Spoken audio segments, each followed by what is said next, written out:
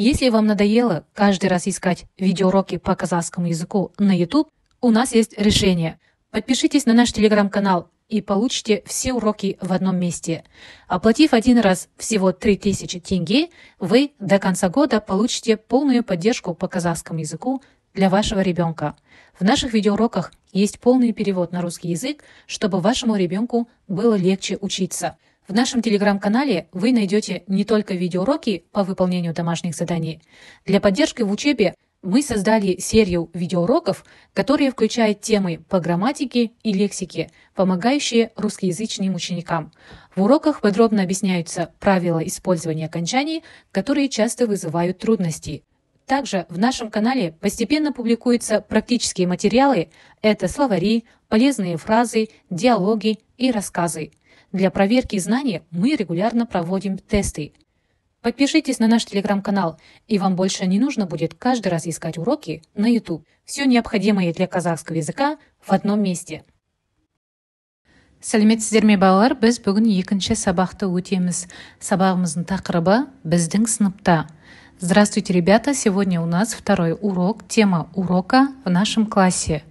В этом уроке ты научишься определять информацию, слушая и рассказывать по картинке. Жаңа сөздер, новые слова: аш, открой, ал, возьми, сүрт, вытри, сана, считай. Бірінші тапсырма: тыңда және сұраққа жауап бер, сана. Первое задание: послушай, ответь на вопрос, считай. Давайте, ребята, вместе читаем. Сыныпқа қара, ал енді сана. Неше орындық, неше парта, неше үстел, неше тақта бар екен біздің сыныпта. Посмотри на класс, а теперь считай, сколько стульев, сколько парт, сколько столов, сколько досок есть в нашем классе. Теперь давайте ответим на вопрос. Сыныпта нелер бар? Что есть в классе? Ребята, посмотрите на картинку. Давайте скажем, что есть в классе. Сыныпта бір тақта бар. В классе есть одна доска. Сыныпта 9 парта мен бір үстел бар. В классе 9 парт и 1 стол. 19 орындық бар. Есть 19 стульев. Ребята, а что вы видите на картинке? Пишите свой вариант. Келесі екінші тапсырма: оқы және сұрақтарға жауап бер. Второе задание: прочитай и ответь на вопросы. Бұл менің сыныбым. Это мой класс. Ол үшінші қабатта орналасқан. Он расположен на 3-м этаже. Сыныпта 12 ұл, 12 қыз бар. В классе 12 мальчиков и 12 девочек.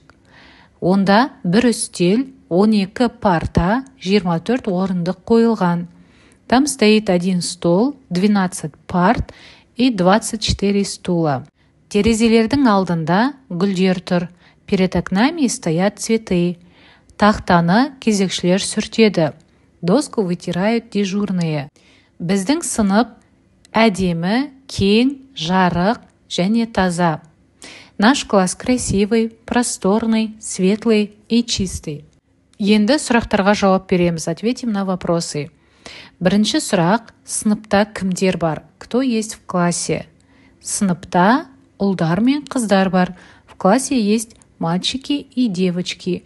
Сыныпта нелер бар? Что есть в классе? Сыныпта үстел, парта, орындық, гүлдер бар. В классе есть стол, парты, стулья и цветы. Келесі үшінші тапсырма: сурет бойынша әңгімелеп айт. Третье задание: расскажи по картинке. Үлгі, образец: сыныпта бір тақта бар. Например, в классе есть одна доска. Ребята, внимательно посмотрите на картинку, что вы видите. В классе что есть? Например, сыныпта 3 оқушы мен 1 мұғалім бар. В классе есть 3 ученика и 1 учитель. Сөренің үстінде гүлдер тұр. На полке стоят цветы. Сыныпта парта, үстел, тақта және орындықтар бар. В классе есть парты, стол, доска и стулья. Үстелдің үстінде бір дәптер мен бір кітап жатыр.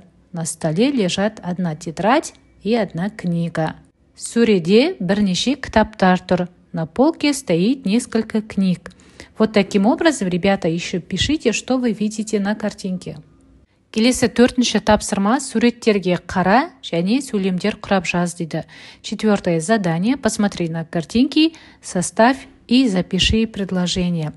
Тірек сөздер, опорные слова, дайындалды, сұрады, сүртті. Например, давайте посмотрим на первую картинку и составим предложение. Марат сабаққа дайындалды. Марат подготовился к уроку. Мұғалім сабақ сұрады. Учитель спросил урок. Айнұр тақтаны сүртті. Айнұр вытерла доску. Вот таким образом, ребята, используя опорные слова, составьте предложение. Біліп ал, запомни.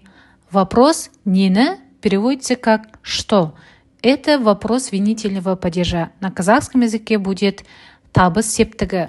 Когда мы отвечаем на вопрос «нені», мы добавляем к словам окончание «д», «д» или «т», «т» или «н».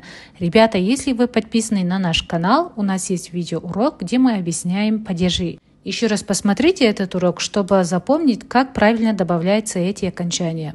Например, дәптерді аш, открой тетрадь. Орындықты ал, возьми стулья, тақтаны сүрт. На этом наш урок закончен.